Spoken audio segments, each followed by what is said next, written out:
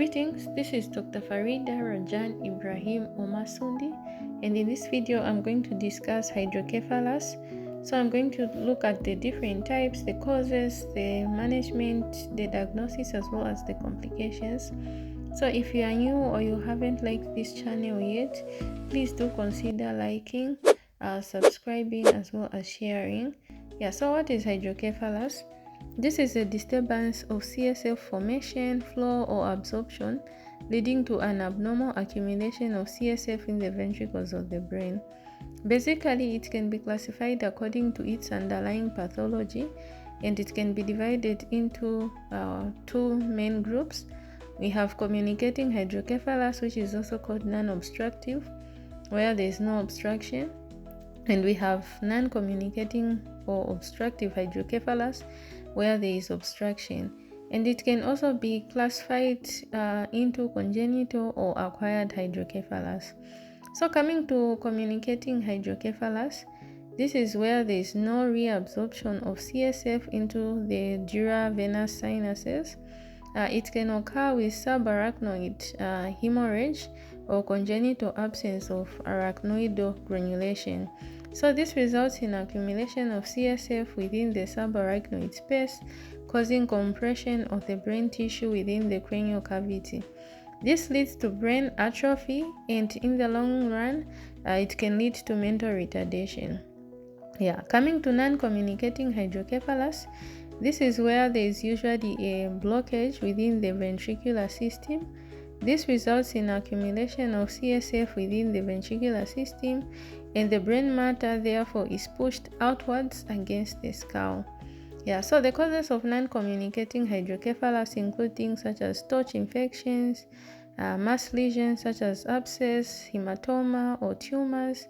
We can have aqueductal stenosis, Dandy Walker malformation, and also anode Chiari malformation, especially type 2.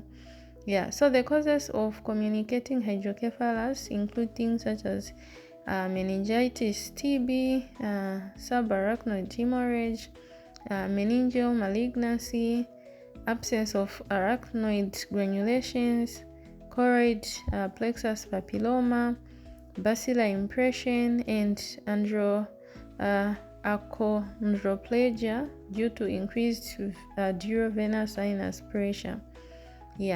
So what are the clinical features of hydrocephalus? The clinical features include things such as increasing head circumference that crosses percentile lines, or head circumference that is greater than 97% for age. We have infants with open cranial sutures who have the following clinical signs. So if they have large anterior and posterior fontanelles or split sutures, sunset eyes sign. They can have abnormal skull contour and prominent forehead. Skull veins are also prominent and dilated. And on percussion, they have crackpot sound. And in older children with crossed cranial sutures, they have mainly signs and symptoms of increased intracranial pressure, which include things such as headache, nausea and projectile vomiting, unilateral sixth nerve palsy. They can have personality and behavior disturbances such as irritability, head banging, apathy, as well as drowsiness.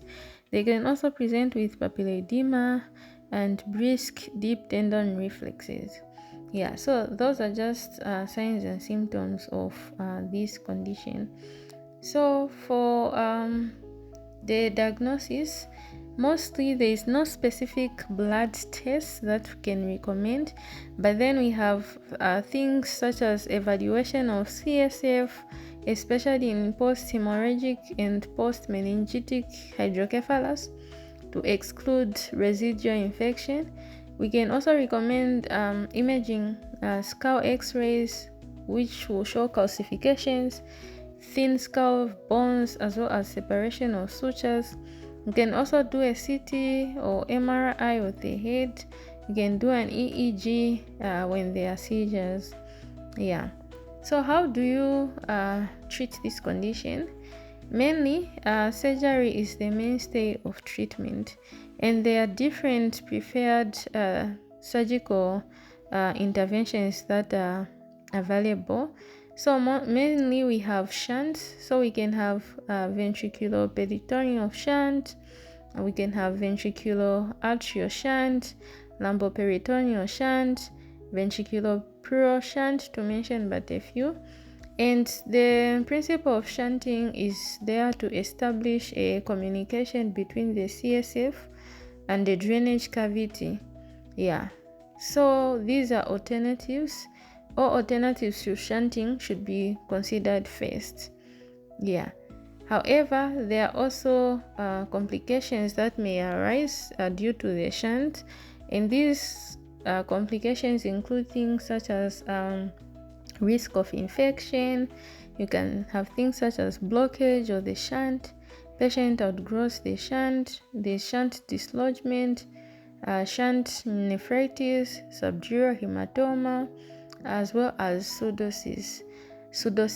Yeah, so those are just some of the complications that we might have in hydrocephalus, shunts in hydrocephalus. Yeah, so that was just a brief presentation of what hydrocephalus is, as well as the different types, the symptoms, the management, and the complications.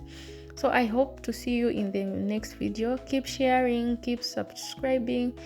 See you in the next video. Thank you.